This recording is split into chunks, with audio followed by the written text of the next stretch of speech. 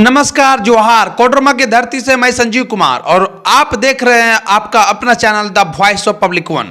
आज मन में बहुत सारे सवाल उत्पन्न हो रहे हैं। आज लोगों के द्वारा ये पूछा जाने लगा है कि क्या कांग्रेस जो आरोप अवैसी पर लग रहा था, आज वही आरोप कांग्रेस पर लग रहा है कि क्या कांग्रेस भाजपा की बी टीम बन गई है? क्या भाजपा को फिर से 2024 में जितवाने का ठेका कांग्रेस ने ही ले रखा है?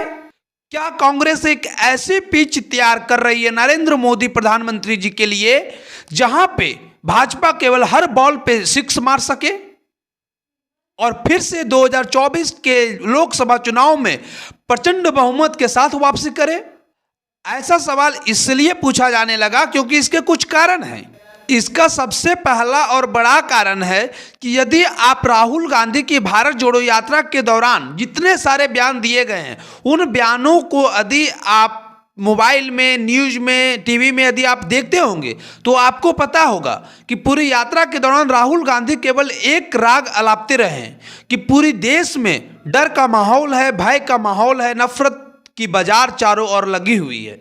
लेकिन वही राहुल गांधी जब भारत जोड़ो यात्रा के दौरान जब दिल्ली पहुंचते हैं तो कहते हैं कि मैंने पूरी भारत की भ्रमण कर रहा हूं और कहीं भी मुझे नफरत दिखाई नहीं दिया। सोचिए, राहुल गांधी के द्वारा दिया गया बयान खुद राहुल गांधी ही खारिज कर रहे हैं। अरे भाई, यही तो बीजेपी भी कह रही है कि देश में कहीं भी नफरत नहीं है। और दूसरा सबसे बड़ा कारण है कि राष्ट्रवाद के मुद्दे पर कांग्रेस इतना कमजोर क्यों हो जाती है? क्योंकि कुछ न्यूज सूत्रों को यदि सही माने तो शायद पहले राहुल गांधी अपनी भारत जोड़ो यात्रा के दौरान पूरी कांग्रेस पार्टी और राहुल गांधी ये प्लानिंग किए थे कि वो जम्मू कश्मीर में लाल चौक पर तिरंगा झंडा फहराएंगे, लेकिन बाद में तिरंगा झंडा लाल चौक पर फहराने से इनकार कर दिया। क्यों भाई? क्योंकि उन्होंने यह कहकर मना किया क्योंकि लाल चौक पर तिरंगा झंडा फहराना भाजपा के पुराने एजेंडों में शामिल है, इसलिए हम लाल चौक पर तिरंगा झंडा ना फहराकर कांग्रेस के पार्टी ऑफिस के सामने तिरंगा झंडा फहराकर जम्मू कश्मीर में अपनी यात्रा की समाप्ति करेंगे। अरे भाई, तो मैं बता दूं कि लाल चौक पर तिरंगा झंडा फहराने का ठेका केवल भाजपा ने नहीं ले रखा है। उन्होंने इस बात को पेटेंट करवा के नहीं रखा है कि लाल चौक पर तिरंगा झंडा केवल भाजपा के लोग ही फहराएंगे, भाजपा के नेता ही फहराएंगे। भाजपा ने तो आतंकवादियों को चुनौती देने के लिए 1990 के दशक में लाल चौक पर तिरंगा झंडा फहराया था। तो इसमें गलत क्या है? तो क्या राहुल गांधी सिर्फ इसलिए लाल चौक पर तिरंगा झंडा नहीं फहराया क्योंकि उन्हें उन मुसलमानों को खुश करना था जो जम्मू कश्मीर में देश विरोधी और पाकिस्तान प्रस्त हैं? उन्हीं को खुश करने के लिए राहुल गांधी ने तिरंगा झंडा लाल चौक पर नहीं फहराया? यह एक सबसे बड़ा सवाल है, क्योंकि भाजपा ने ये कभी नहीं कहा है कि लाल चौक पर तिरंगा झंडा केवल भाजपा के लोग ही फहराएंगे। वहां तो मैं, आप, कांग्रेस, आम आदमी पार्टी, जेडीयू, कोई भी तिरंगा झंडा फहरा सकता है। मैं पूरी कांग्रेस की टीम और राहुल गांधी जी से सवाल पूछना चाहता हूं कि आखिर लाल चौक पर तिरंगा झंडा ना फहराकर आप देश में, देश के लोगों को क्या संदेश देना चाहते हैं? सुना है कि जब भारत जोड़ो यात्रा के दौरान राहुल गांधी जब मध्य प्रदेश के खरगोन इलाके में थे तो उस जुलूस में पाकिस्तान जिंदाबाद के नारे लगे थे और इसके बाद जब भाजपा ने विरोध किया तो फिर कुछ अज्ञात लोगों के खिलाफ एफआईआर भी दर्ज किया गया था। भाई, क्यों और कब तक? जिस देश के नमक खाते हो उसी के साथ गद्दारी क्यों? इससे देश में क्या संदेश जाएगा? आप किस प्रकार की भारत जोड़ो यात्रा कर रहे हैं? आप किस प्रकार से भारत को जोड़ रहे हैं? यदि आपके जुलूस में इस तरह की बातें आएंगी कि पाकिस्तान जिंदाबाद के नारे लगाए जाएंगे तो इस पर देश में क्या संदेश जाएगा, क्या मैसेज जाएगा? आप किन मुद्दों पर 2023 में 9 राज्यों में विधानसभा का चुनाव लड़ेंगे और 2024 में आप लोकसभा का चुनाव लड़ेंगे? बीजेपी यही तो चाहती है और इन सब कारणों के कारण ही भाजपा के लिए एक ऐसी पिच तैयार हो रही है जहां पे केवल शॉर्ट पिच और फुल टॉस बॉल ही भाजपा के पाले में पड़ रही है, जिससे भाजपा को सिक्स मारने में बहुत ही आसानी होगी और फिर से 2024 में वो प्रचंड बहुमत के साथ आ सकती है। तीसरी सबसे बड़ी बात है कि मैं इस मंच से बैठकर बोल रहा हूं कि राहुल गांधी निष्पक्ष नहीं है। वो लाख बार कह ले कि वो निष्पक्ष हैं, वो भारत को जोड़ने का काम कर रहे हैं, हिंदू मुस्लिम एकता की बात कर रहे हैं, लेकिन मैं उनकी बात को खारिज करता हूं कि वो निष्पक्ष नहीं है। वो हिंदू मुस्लिम को जोड़ने की बात करने का केवल दिखावा करते हैं। इसके पीछे मेरा तर्क यह है कि वो अपनी पूरी यात्रा के दौरान खुलकर आरएसएस पर हमला बोला है, लेकिन पीएफआई जैसे देशद्रोही संगठन पर एक शब्द भी नहीं कहा।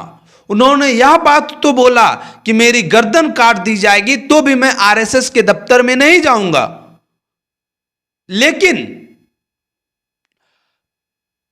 पैगंबर विवाद में 8 निर्दोष हिंदुओं का गला काटकर हत्या कर दिया गया, उस पर उन्होंने एक शब्द भी नहीं कहा। उन्होंने यह तो जरूर कहा कि भारत तपस्वियों का देश है, पुजारियों का नहीं। यह कहकर ब्राह्मणों का अपमान तो जरूर किया, लेकिन मुसलमान में बढ़ती कट्टरता को लेकर एक शब्द भी नहीं कहा। सिलेक्टिव एजेंडे के साथ कांग्रेस पार्टी कैसे 2024 के मैदान में उतरेगी, मुझे यही तो नहीं समझ में आ रहा है। वो किस प्रकार से हिंदू और मुसलमान को जोड़कर एक साथ रखेगी, यह एक सबसे बड़ा चुनौतीपूर्ण सवाल है कांग्रेस के लिए। भले ही दिग्विजय सिंह के बयान के बाद कांग्रेस पार्टी दिग्विजय सिंह से खुद को किनारा कर लिया हो, लेकिन यह पहली और नई बात नहीं है कि कांग्रेस के नेता के द्वारा अक्सर बालाकोट एयर स्ट्राइक पर सवाल उठाए गए हैं। खुद राहुल गांधी, मणिशंकर अय्यर, दिग्विजय सिंह जैसे तमाम कांग्रेसी नेता अक्सर सेना पर सवाल उठाते रहते हैं, उनकी बहादुरी पर सवाल उठाते रहते हैं। इन नेताओं के बयान से तो यही लगता है कि भाजपा से ज्यादा भाजपा के लिए यही सब कांग्रेस नेता मेहनत कर रहे हैं, क्योंकि ऐसे ऐसे बयान देते हैं जो एक बड़ा तबका इनकी बयान को सुनकर भाजपा के पाले में जाके वोट डाल देती है। और इन्हीं सब बयानों के कारण मुझे लगता है कि दिन प्रतिदिन भाजपा मजबूत होती जा रही है और कांग्रेस कमजोर होती जा रही है। मोदी और शाह के मार्गदर्शन में बदली हुई बीजेपी हिंदुत्व और राष्ट्रवाद के मुद्दे पर खुलकर खेलने लगी है, जो अटल बिहारी वाजपेयी और आडवाणी जी पर्दे के पीछे से खेला करते थे। और जब बात करें योगी आदित्यनाथ की और असम के मुख्यमंत्री हेमंत बिस्वा शर्मा की, तब तो उन्होंने खेल का नियम ही बदल दिया। मुस्लिम तुष्टीकरण से लेकर हिंदू विरोधी बयान से लेकर माफियागिरी तक, इन सब तमाम मुद्दों पर योगी और हेमंत बिस्वा शर्मा के साथ ही शिवराज सिंह चौहान ने खुलकर एक्शन लेने लगे। और इसी बात का सबूत है कि दिन प्रतिदिन भाजपा का विस्तार राज्यों में भी होने लगा और आज ज्यादा से ज्यादा राज्यों में भाजपा के मुख्यमंत्री हैं।